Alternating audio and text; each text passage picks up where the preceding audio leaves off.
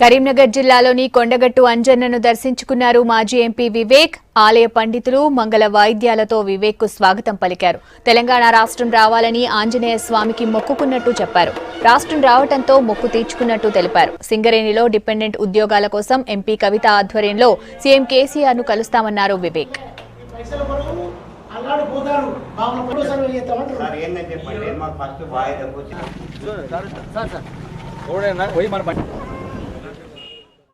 తెలంగాణ ఉద్యమంలో కొండఘాటుకు వచ్చి అప్పుడు పూజ చేయడం జరిగింది. అప్పుడు మేమందరం కూడా మొక్కినాము.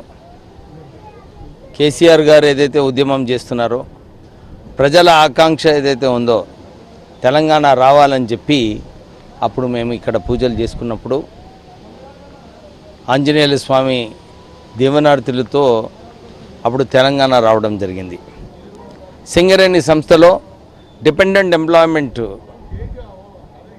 చేయాలి, ముఖ్యమంత్రితో త్వరగా వారితో కలిసి ఈ డిపెండెంట్ ఎంప్లాయ్మెంట్ ఇస్తే సింగరేణి సంస్థకు ఏమి నష్టం కాకుండా కార్మికులకు ఉపయోగపడేలాగా స్కీమ్ తీసుకొచ్చి కార్మికులు మంచిగా ఉండాలి.